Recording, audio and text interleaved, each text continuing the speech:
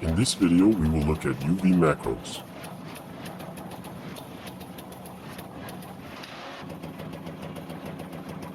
Please subscribe to our channel and click the bell icon to get notifications every time a new video is released.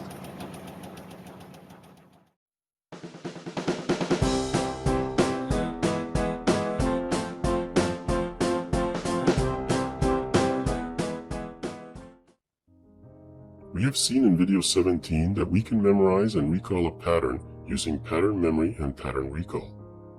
What if we want to memorize more than a one-line pattern? In this video, we will see how to memorize a block of lines and recall that block later on in the program by using UV macros.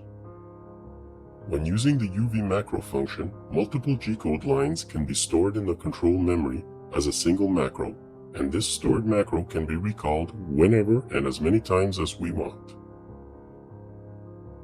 To create a macro, enter the letter U followed by the number 1 to 99 as a single line, preceding the lines you wish to memorize. This defines the beginning of the macro. To define the end of the macro, enter the letter V followed by the same number as a single line after the multiple lines you wish to memorize. To recall these multiple lines of data, enter the letter W followed by the same number that was used for the U and V. The number following U and V is called a macro number. There are 3 types of macro numbers and each reacts differently. If the macro number you choose is between 1 and 59, the control will read each line between the U and V, punch that line, and put it in memory.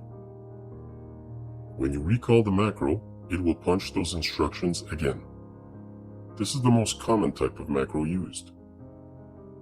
If the macro number you choose is between 60 and 89, the control will read each line between the U and V and put it in memory only. It will not punch those lines. It will only punch the lines when you recall the macro with the W and the macro number. The macro numbers from 90 to 99 are reserved for nested macros.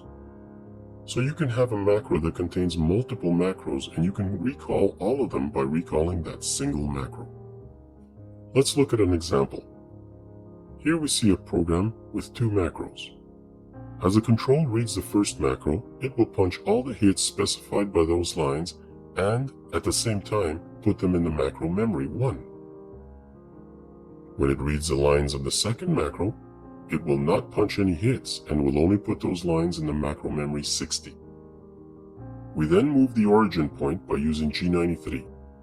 Click on the link to see the video tutorial of G93 origin offset. Then we recall macro 1, which will punch all the lines in macro 1. Finally, we recall macro 60, which will punch all the lines in macro 60. So the lines in macro 60 were punched once, when they were recalled with W60. The lines in macro 1 were punched twice, once when they were read and a second time when they were recalled by W1. Let's look at another example. Here we see multiple macros. They are all in one macro with the number 90. In this case, the macros can be recalled by using the macro number 90. Notice that the single line which is not contained in a macro will get punched when it is read, but will not be put in any macro memory and therefore cannot be recalled. For practical purposes, macro numbers 1 to 59 are the most commonly used. So how many macros can we define? Well, obviously 1 to 99, but there is a more important limitation. There's a part of the control memory reserved for macro storage. On some older machines, the macro memory size was 2,660 characters. On newer machines, it is 3,100 characters. This means we can have a maximum of 3,100 characters in between all of the U and V's at one time. You can have one macro with 3,100 characters or 10 macros with each having 310 characters. As long as the total does not pass 3,100 characters, the control can store them. If the total characters surpass the macro memory available, it will cause a macro memory overflow error. So what do we do if we need to store more lines in a macro and the macro memory is full? We can always clear or redefine a macro once it has been recalled everywhere we need it on the sheet. If we redefine a macro number, what was in that memory gets erased, and therefore we recover that memory space. We see in this example, we clear the memory of macro 1 and macro 60. This means we are back to 3,100 characters available. Keep in mind that G50 will also reset the macro memory.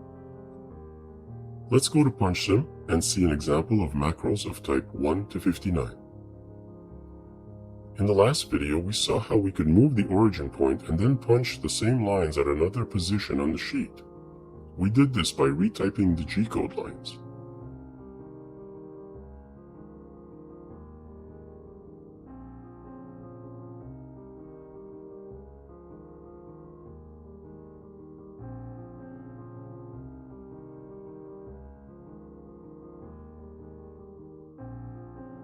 Now we will accomplish the same result using a macro. We can put all the lines that punch the part in one macro and then recall it after changing the origin point.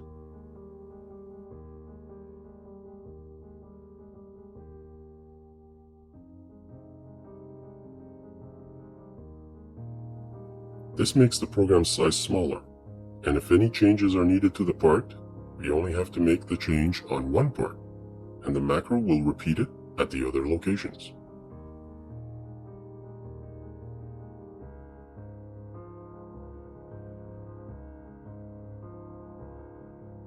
Using macros does not affect punching time. It will take the same time to punch this version of the program as the previous version. Remember, we can recall the macro as many times as we wish. Keep in mind that this program is not the most efficient way to punch these parts, as we have many tool changes, but we will use macros more efficiently in the next video when we look at multiple part programming. That covers UV macros. If you have any questions or comments, please post them below or email us directly at support@cncsoft.com.